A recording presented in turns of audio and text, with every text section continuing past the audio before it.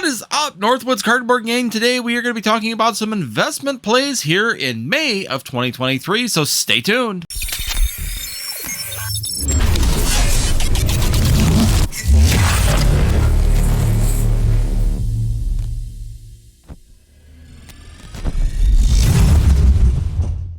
Alright, I'm Andy with Northwoods Collectors, and today we are going to be taking a look at the investment plays of May of 2023.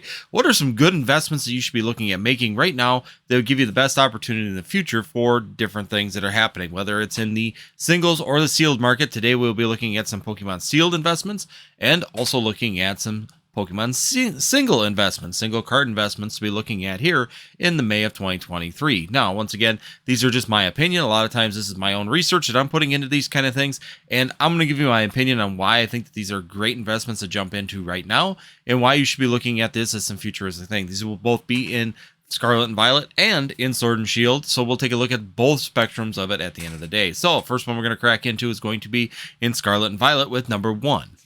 All right, the number one that I picked here to put in here that you should be looking at is going to be this trio of cards. That's right, we're going to look at that Gardevoir EX line. Once again, to me, this is a stellar idea, and I hope that we see some of this in Pokemon 151. Once again, that Charizard, Blastoise, and Venusaur could be a killer option when it comes down to this type of evolutionary line. It gives you a full spectrum from a regular V all the way up to that EX, giving you different rarity options to be able to try and get some of these cards. Of course, being the EX, such as this one, the Gardevoir being your top rarity, which is going to give you that bigger chase and that opportunity. Once again, we could be seeing this in Pokemon 151. Hopefully we'll get some more card details. If they don't put it in 151, it would be a huge missed opportunity, in my opinion, on the Pokemon TCG.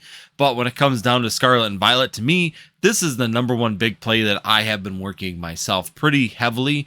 I've been picking up these Gardevoir EXs at some decent prices when I can. Definitely grabbing the other two of them. That way we can get these graded.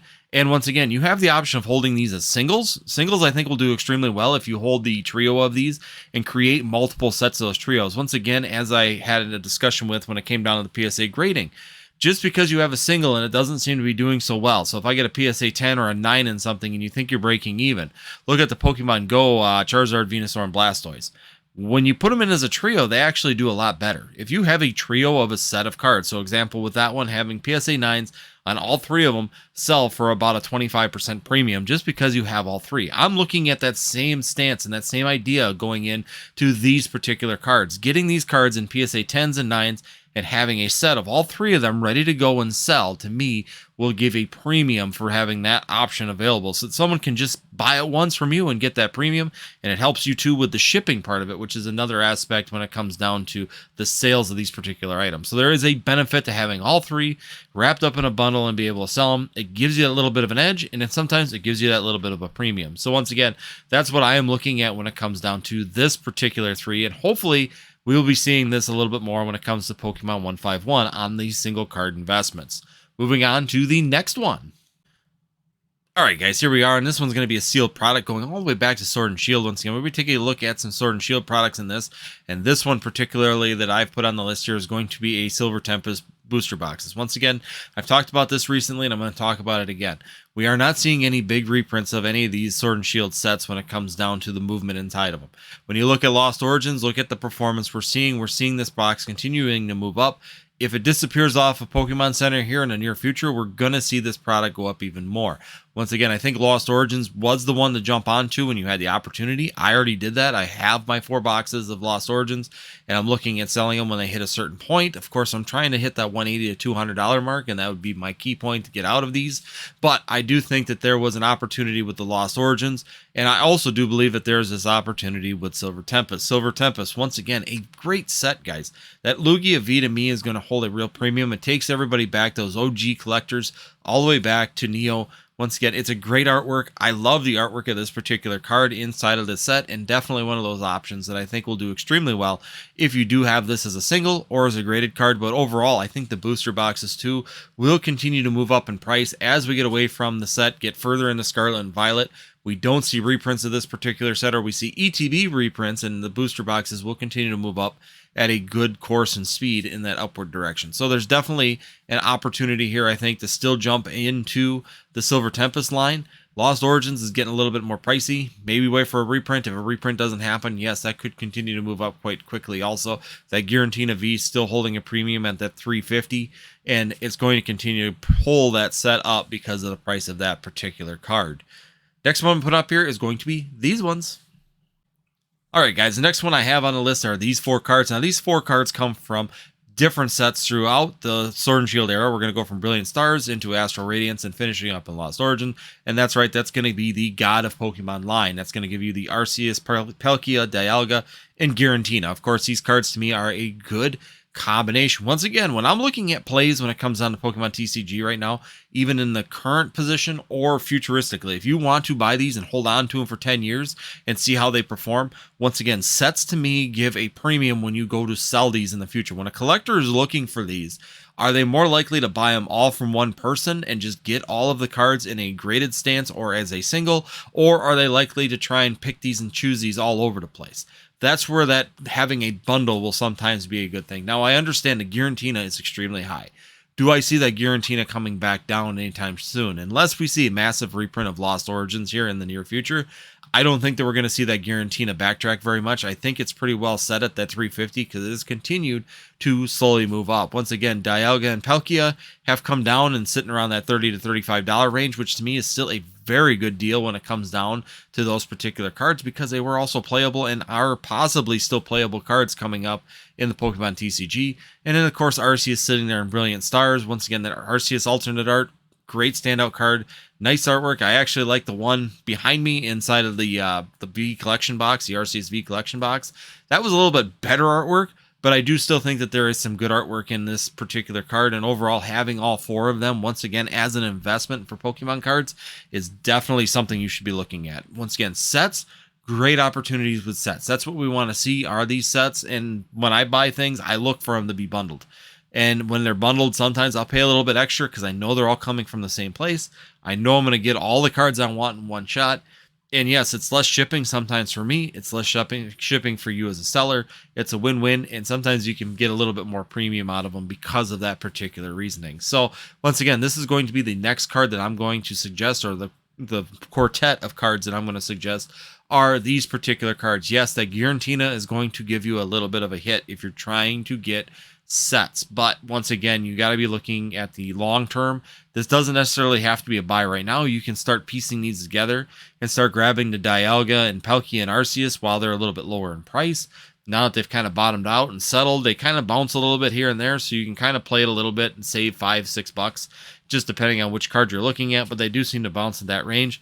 But that Giratina is going to be a fishing expedition. Maybe you can run into one. Maybe you can slowly start picking them up slowly to complete them sets and see how you can do in the near future. So once again, these are one of those things that I look at when it comes down to these particular products. But once again, it's one of those great things. If you can get sets and you can get these rolled into bundles, it definitely gives a buyer premium when it comes down to eBay sales or even just Craigslist, Facebook, or any of these other sales. Having everything together is a great selling point at the end of the day.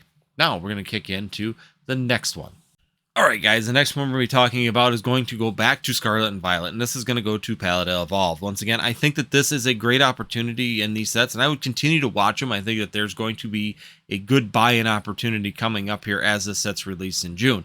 But definitely some great options when you're looking at these things already dropping to around $115 a piece right now for purchasing in some places. And I've heard rumors of 110.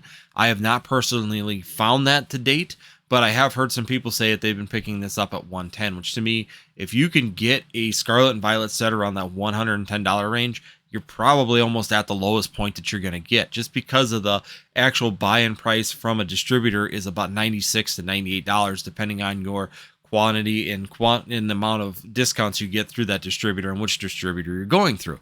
So once again, 110 is probably going to be your rock bottom pricing. You might see some sneak lower if someone's trying to clear them off the shelves, but personally, I think that you'd be really good to buy in at that point. Once again, Palette Evolve, I think, has a really good, strong second set of the Scarlet and Violet era. Now, is it as strong as some of the Sword and Shield sets? Absolutely not.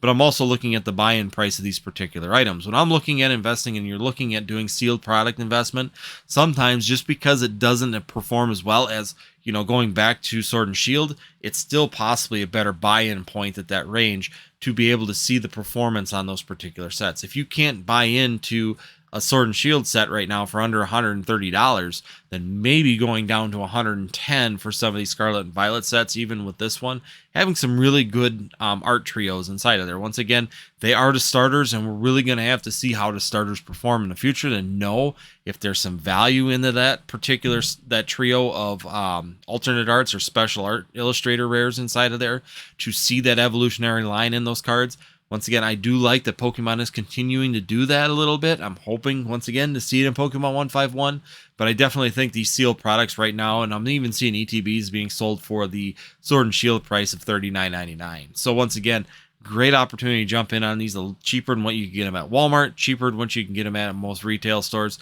But once again, great opportunities potentially in the future for those investments of that particular set.